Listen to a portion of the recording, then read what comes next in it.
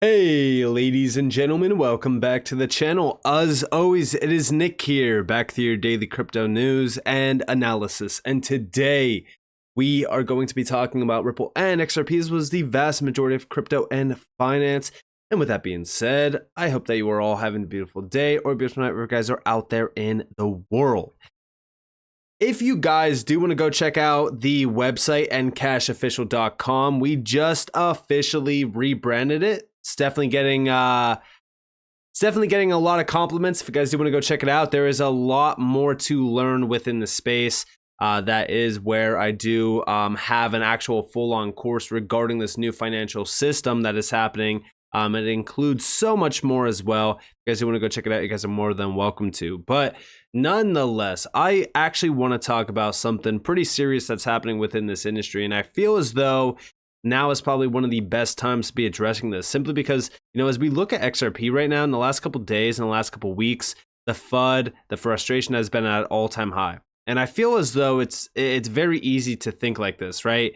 I always say, you know, somebody who is disciplined in their own mindset, making sure that their emotions are not going to get the best of them, making sure that their patience is not thin, will always succeed.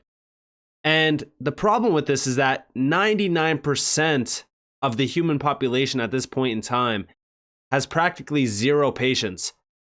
I am very curious on how many individuals actually even watch my videos to the end, because I feel as though the attention span of, you know, individuals now is greatly diminishing. And I feel as though this is by design. They want this to happen. That's why we have TikTok. That's why we have these YouTube shorts. We have Instagram Reels, things like that.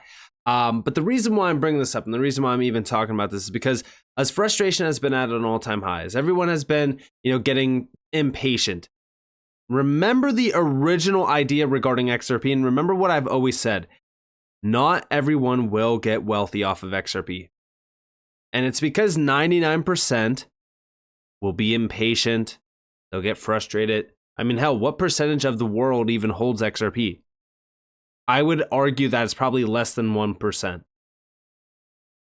But again, as we look at Ethereum, we look at Solana, we look at XRP, what's going on, right?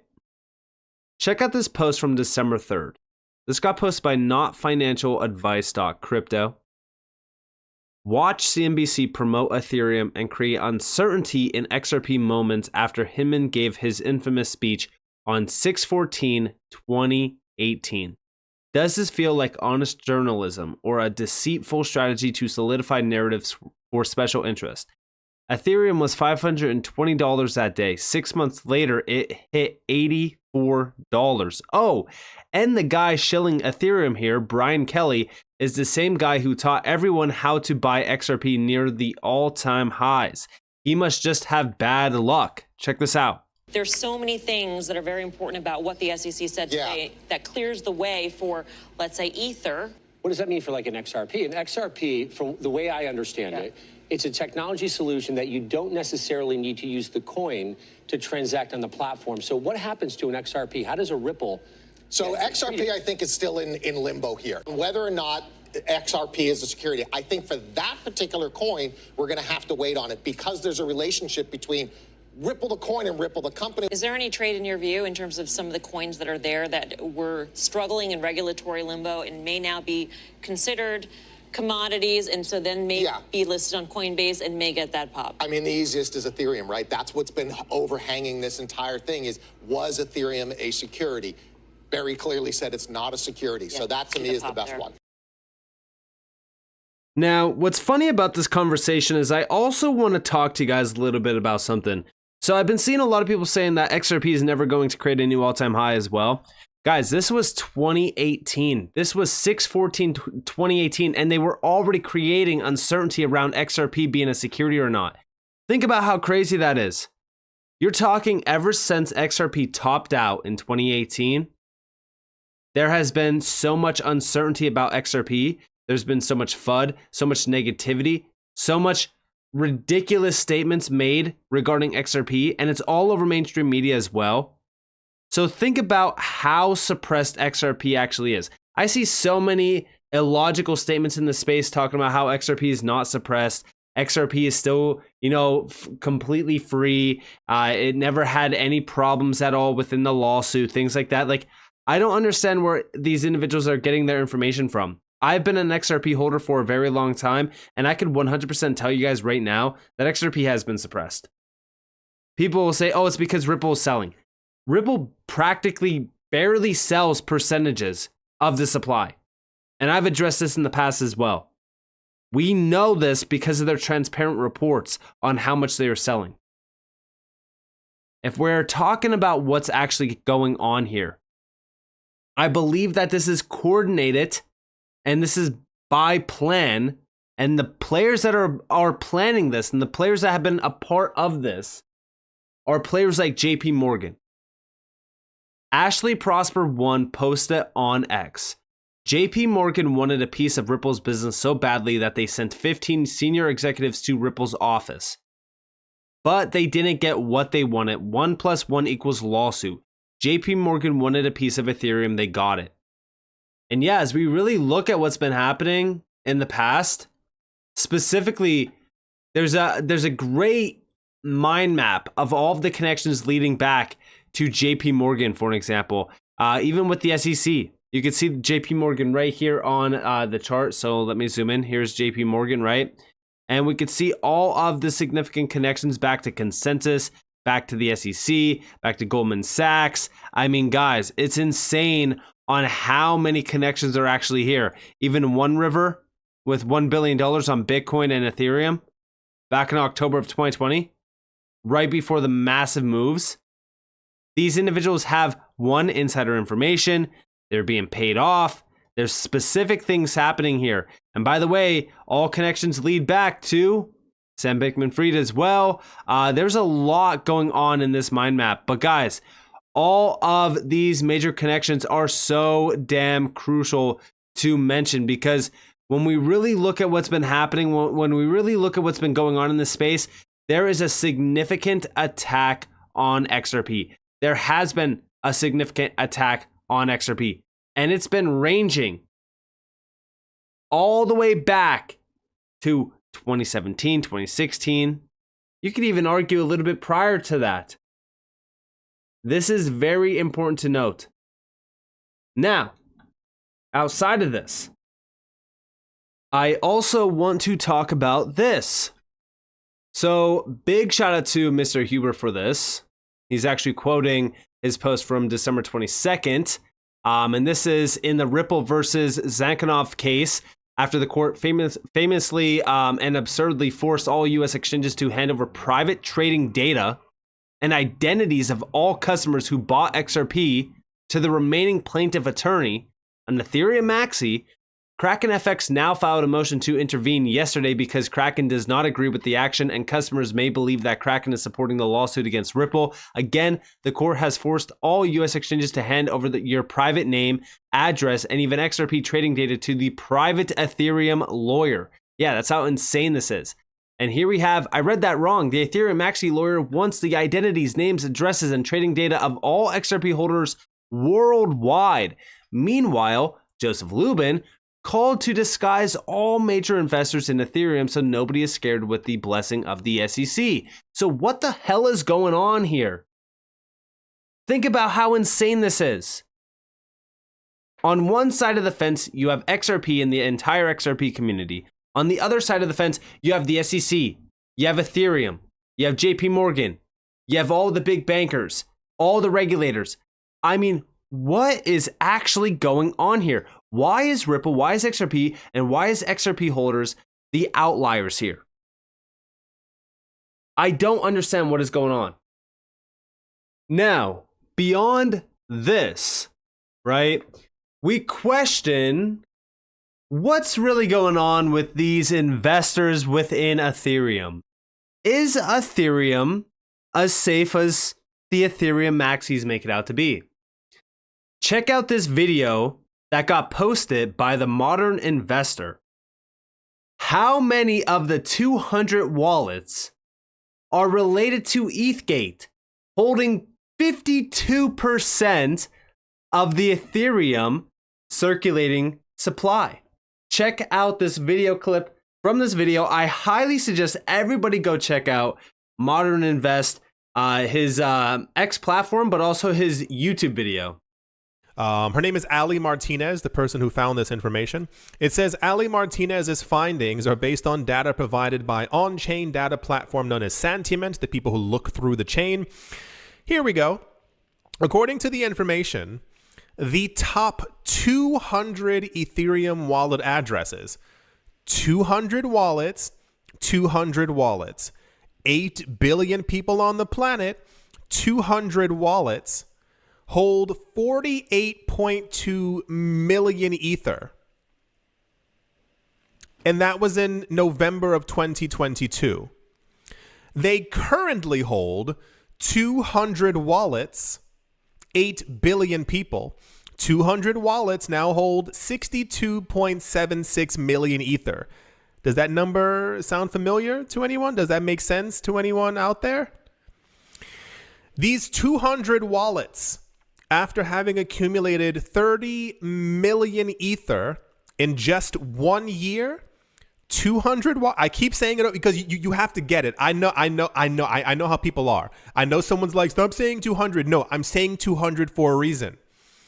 These 200 wallets in 1 year accumulated and now have 52% of Ethereum circulating supply. So, yeah, I mean, this is very substantial. This is extremely decentralized, right, guys? This is the number one problem with this space. Everyone wants to make fun of and, ridicule XRP. But guess what? There's one thing that we know. 52% of the XRP supply is not held by 200 wallets. This is ridiculous. And I do question how many of those wallets are related back to ETHgate, like RizXRP is asking here, because listen, we know a lot of the big players that were already tied back to ETHgate. Steven Narioff already mentioned a few names. I do question what is actually going on here. This is insane to say the least. And again, going even back to Solana, right? Because again, these are the reason why I bring up Ethereum and Solana is because these are two projects that are constantly compared back to XRP, and everyone's saying, oh, XRP did nothing. Ethereum hit a $600 billion market cap. $600 billion market cap. Let me say that one more time for you guys to understand how insane this is. A $600 billion market cap for Ethereum, while XRP didn't even break 100 billion, just to put that into perspective. And Solana has pumped massively this year. These are two projects that get constantly spotlighted because XRP has done nothing this year, which is what most people are saying, even though it's up 100%. But compared to Solana and even Ethereum, yes, we're nowhere close. And the reason why I say this is because I want you all to understand that there's a project here that 200 wallets hold 52%, and then there's FTX, right? FTX has major exposure to Solana, and they could very well be the ones behind this.